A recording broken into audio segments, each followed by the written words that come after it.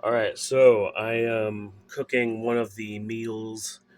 I'm cooking the Marie Callender's Salisbury steak. I was looking at the microwave instructions. Cut film to vent. I stabbed the film with a fork, so good enough. Cook on high 4 minutes. And then stir potatoes. Rotate steak clockwise 1/2 turn and recover. That's very oddly specific for instructions. Clockwise 1/2 turn. What happens if I turn it counterclockwise? Or what if I just outright flip it? Like, what will happen? Will the world explode? Will PewDiePie lose all his subscribers on YouTube? We'll have to find out what happens. Um, yeah, I'm going to be a little deviant, and I'm going to rotate the steak counterclockwise. So I'm just waiting for the initial 4 minutes, which is just about yay. And then, okay, we've got the meal here. So, yeah, stir potatoes, rotate steak clockwise 1/2 turn.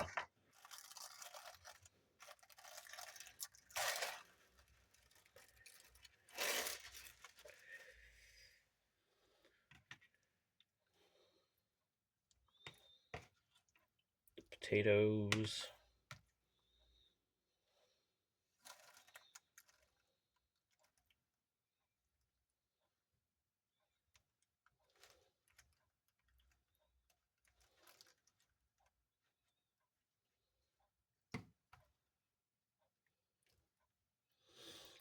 So, yeah, I rotated the steak 1/2 turn counterclockwise. And so, yeah, time to put this back in.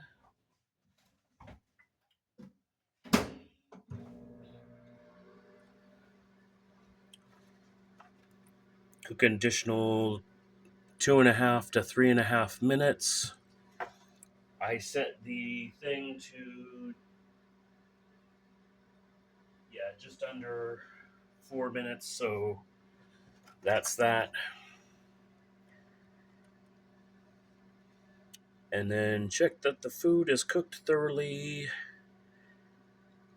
Handle carefully. It's hot. Let stand 2 minutes, etc., etc. So I will be back in a few minutes. I'm going to move this slightly. And I'm going to pause here. In the meantime, let's go ahead and have this Bolthouse Farms Mocha Cappuccino.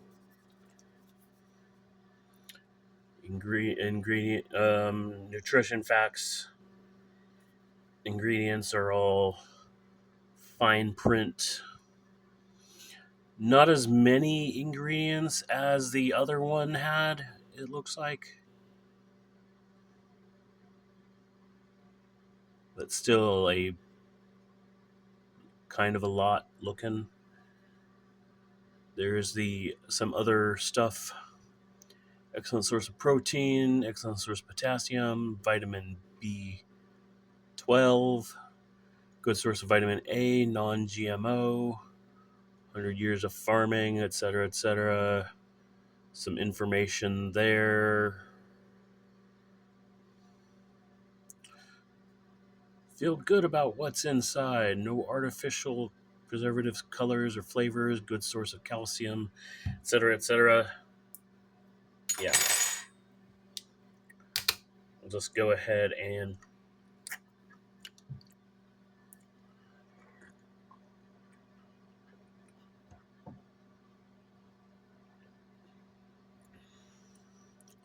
it still kind of tastes like a shake,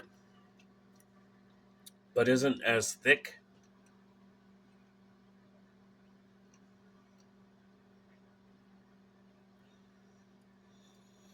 I think the actual protein shake I had earlier was a little bit thicker than this. This is for a coffee drink actually kind of thick. It's like thicker than a frappuccino, like one of those bottled ones.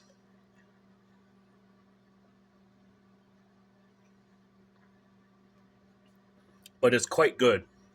Very, very good flavor.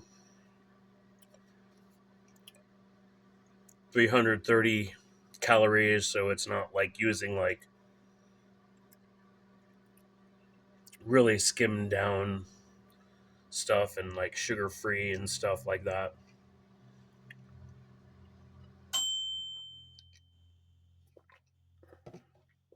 There's the other thing.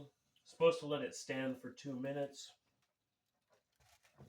I'm going to stir the rest of the stuff there.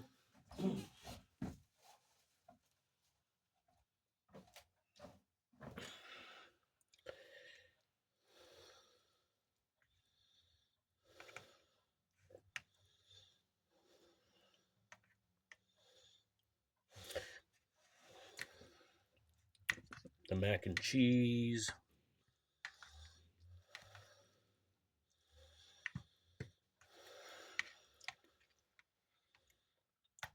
So yeah, this is going to be pretty hot. So I'm not going to eat too much of it at the moment. I'm just going to wait for a little bit for it to cool down just a bit. But I'll have a potato.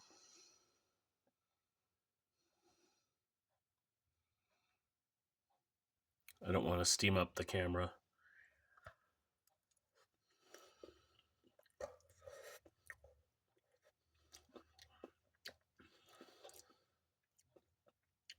Pretty good.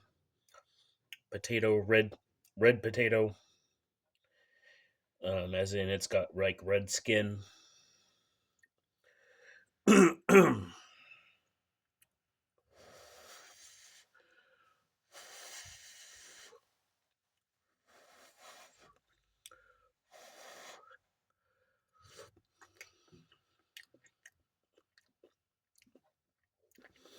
really need more potatoes.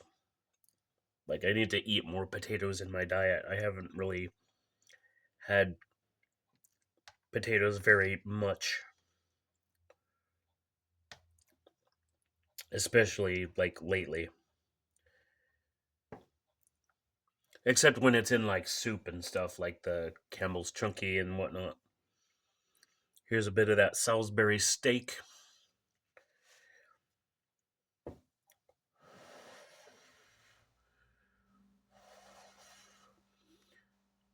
Nice, very thick, reasonably thick slab of meat.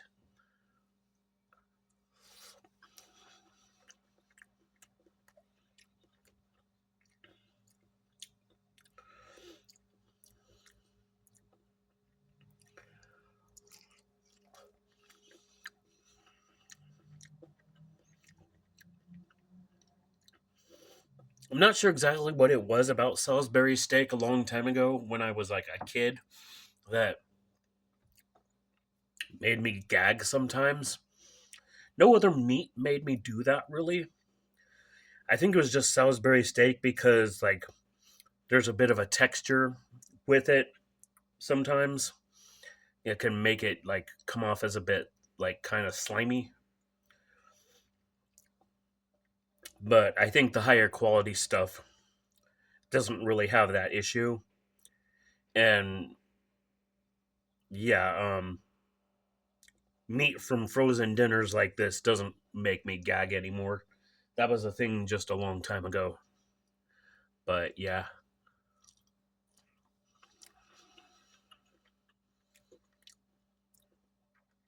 it was always something to do with the texture. And I think it was always the banquet um, variety.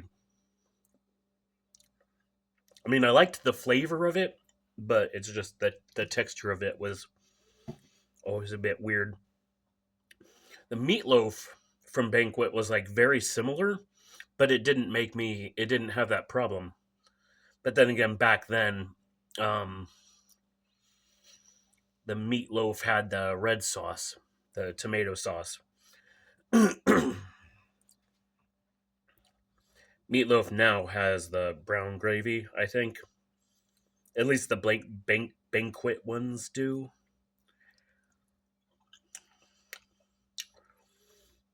Or last time I knew, I'm not sure if they changed it again or not.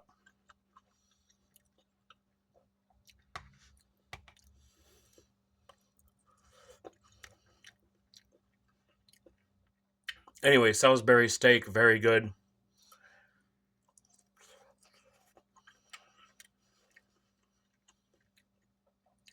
Not overly salty. You can tell it's meat and not reconstituted space debris or whatever.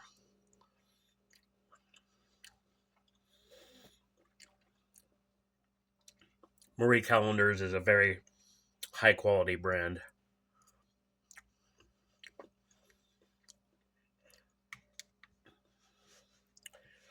There's the mac and cheese. Not sure how this will be. I don't think I've had mac and cheese from this brand in a while. But yeah, we've got that.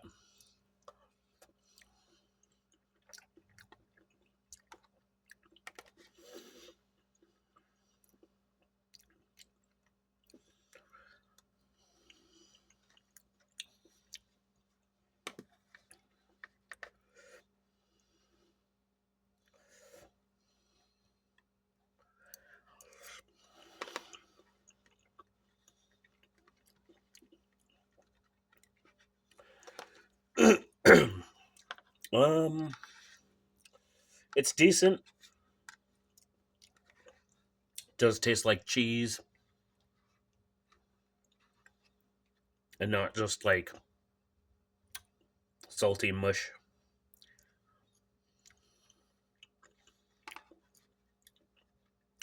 The noodles aren't too soggy. They're just about right. Not undercooked like al dente.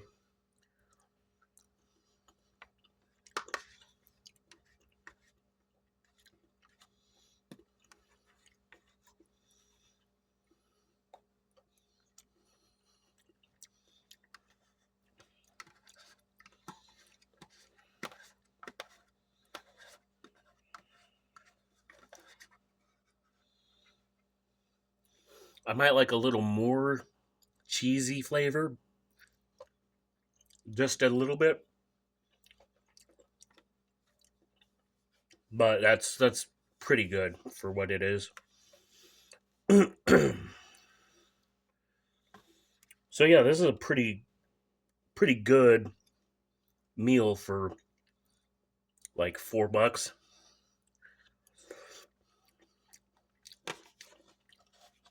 Potatoes, Salisbury steak, mac and cheese.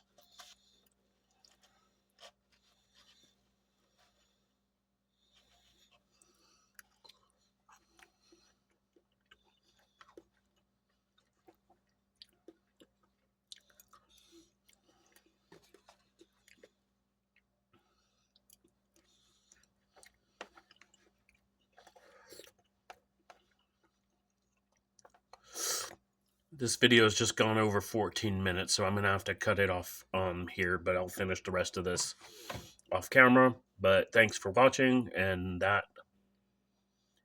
see y'all later.